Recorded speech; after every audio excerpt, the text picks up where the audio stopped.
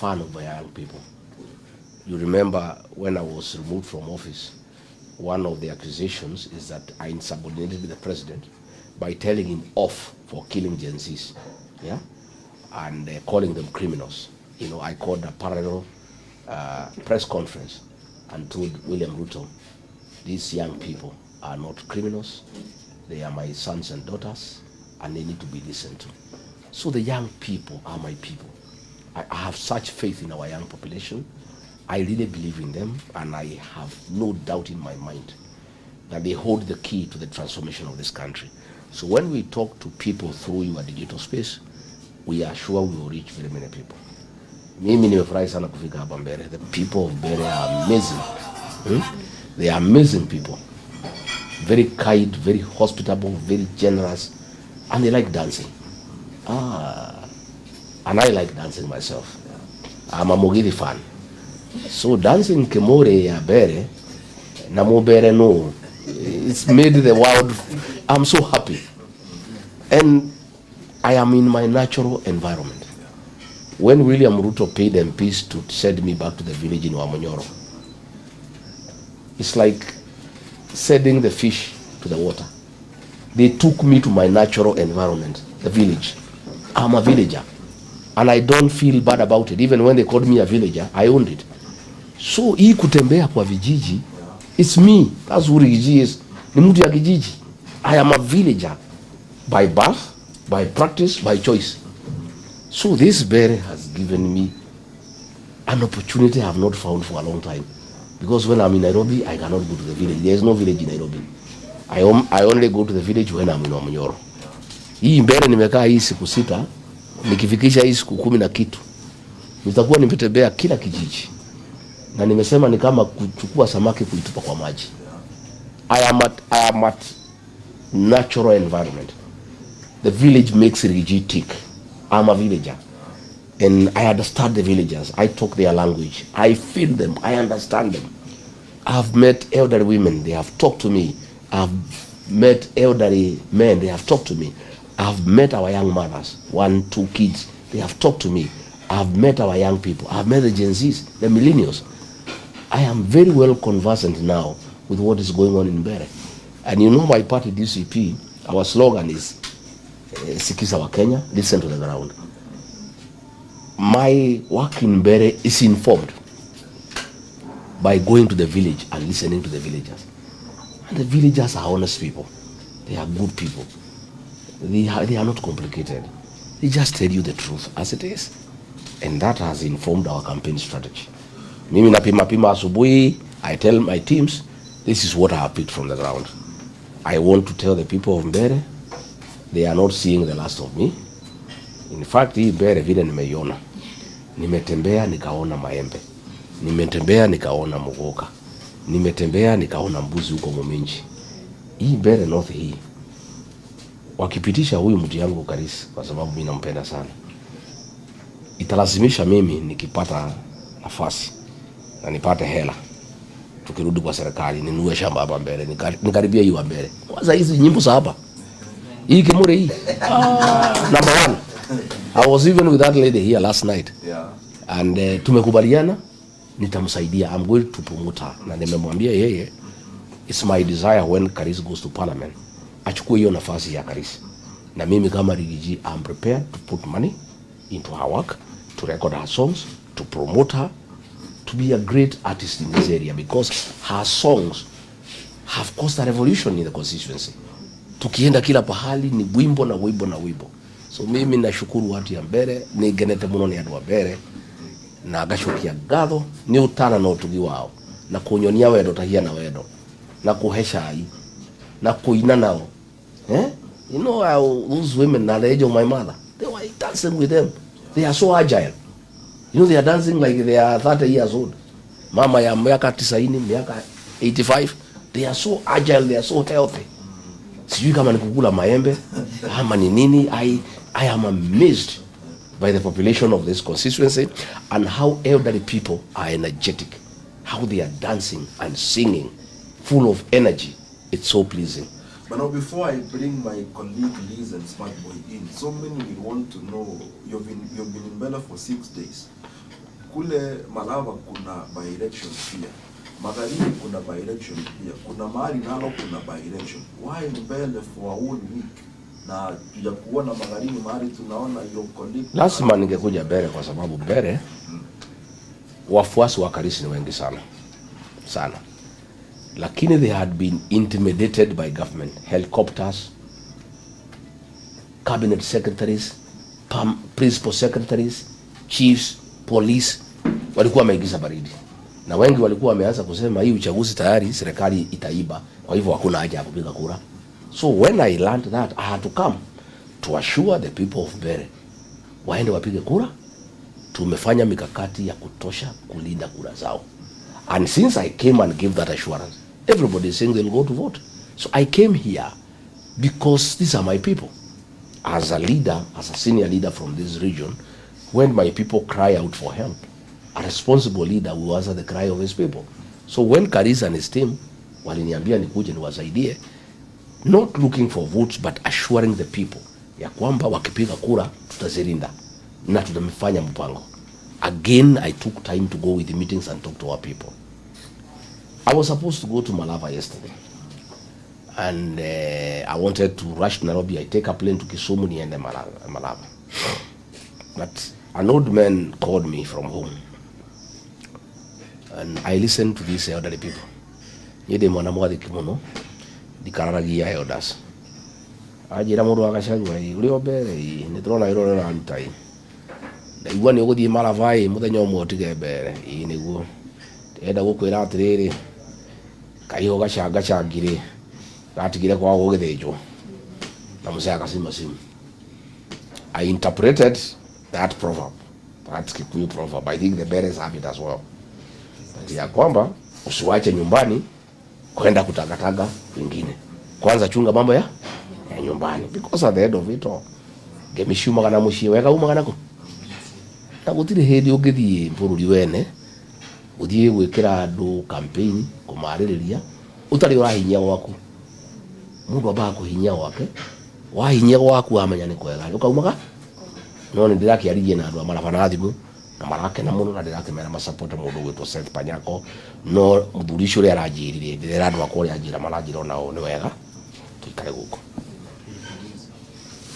I will ask you a question. Yes, please. From the heated by-elections, especially here in Mbeere North, what are we supposed to expect in the upcoming elections in 2027? Oh, Mbeere North is a dress rehearsal for the general election. When I go around here, our supporters are one term. Even those who are supporting Mudende, they are one term. Even when Kuria came with CCK yesterday, he was saying one term.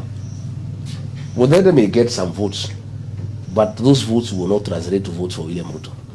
Everybody in Mbeere, including those who are supporting the UDA candidate, yeah, Bwana Mudende, wote ni watu ya one term. Hata jana I was coming from some village there ahead of Chicago.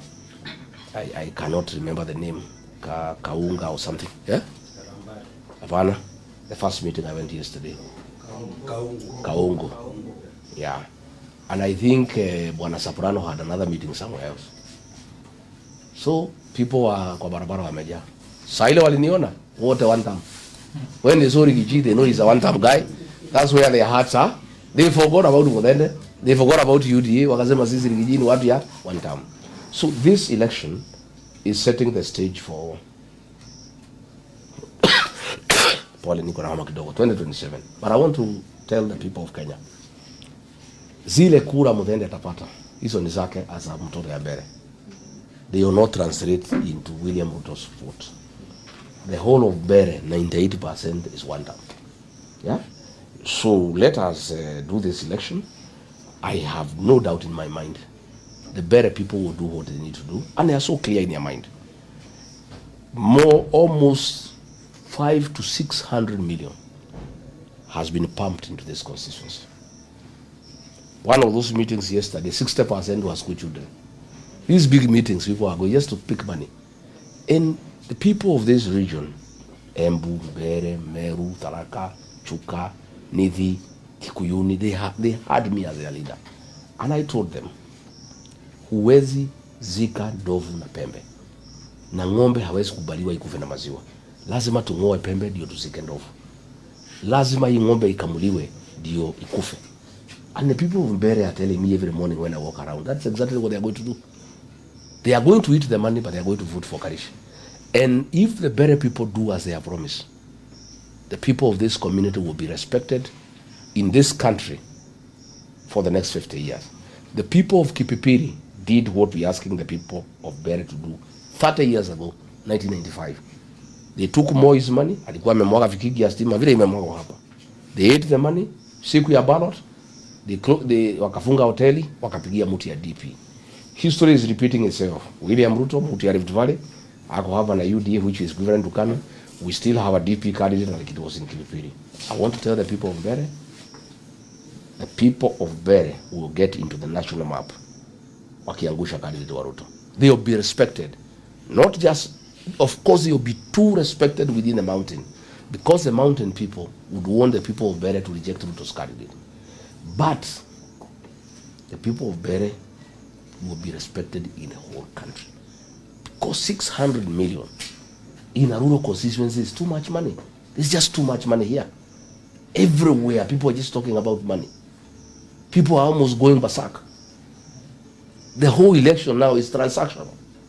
But mikutano ya Karis, we just talk to people, sell sera zetu na kwenda. We don't give people money. Sisi hatuna pesa ya kupeana. Karis has not stolen any money. Hii inapeanwa na Mudhende na Kindiki na Karinda na Ruku, ni pesa ya serikali. It's public money. Pesa ya SHA. That's why when you go to hospital you cannot be treated. Pesa ya capitation. That's why schools have shut down, because money for capitation is not being sent. That's why there are no drugs. You know, I had Karis say the only drug available here is called Mudhende. I don't know. So these are public funds, and people of Mbeere know. Marauga ici ni pesa citu no nginya turie. Tondu natoka kuria ri Kacogo ni akuria. So Karis has no money. Like tomorrow we have meetings hapa Kanyombora, a public meeting. Karis will give no money because he doesn't have. People should come to listen to him. Tukimaliza Ruku wakuja walipe hiyo watu waende nyumbani. That's what they did last Sunday. You know, they pay for us because they have the money. This is government money. Tugawane hii kazi. Sisi tuongee na watu na watu tulipie watu. It's fair game. Well, these are public funds, si pesa yao. Hakuna mtu nasikia uchungu akipeana hiyo pesa. Tukitoka hapo tuende ishara. Tusungumuse na watu 5,000, 6,000. Ruku na watu yake wakuja walipe hiyo watu waende nyumbani. Our last meeting is in Chicago, the mother of all ladies. We expect Ruku tukimaliza akuja atulipie hiyo watu waende nyumbani. So hii pesa kwa sababu ni pesa ya umma, watu wakule, there is no problem. But once wamekula, wasiuze mtoto wao. Karis ni mtoto wa Mbeere. They cannot auction their son for money. It will be very sad if the people of Mbeere auctioned their son for money. And especially our young people. I want to address our young people because they are the ones who are watching this program. The Gen Zs are the new kid on the block. They are the pillar of the transformation of this country. They are the ones who opposed the finance bill. They are the ones who oppressed abduction and extrajudicial killing. They are the ones who are vowed to make Ruto a one term. One of the ways to make Ruto a one term is first to defeat him in Mbeere. It will be very sad if our Gen Zs and millennials who have been saying they want Ruto to be one term, then wapewe pesa kidogo na soprano 500 waende wachague mtu ya Ruto. They will betray the Gen Z cause, they will betray the millennial cause, and they will betray all of us. I am waiting to see how the Gen Zs, how the millennials will behave. I will be very saddened, extremely saddened, if our young people are given money and they forget that they are the ones who started telling us to help them make Kasongo a one term. They cannot abandon their own cause. The Gen Zs in Mbeere North, you have a responsibility to your fellow Gen Zs and millennials in the rest of the country to show that it is possible to make Ruto one term. So I'm calling upon our young people to turn up in large numbers. And I want to caution them. I've just been told that they are buying IDs for young people so that they don't go and vote. It is very sad if you sell your ID for 5,000, 2,000, and then you deny yourself a right to choose your representative who will determine your future and how this Mbeere North will be. So let me appeal to the people of Mbeere North. Please don't sell your IDs. See, once you sell your ID, you will not be able to vote. And that is what they are doing in our strongholds, like Muminji, where Karisi is enjoying almost 100% voter affirmation.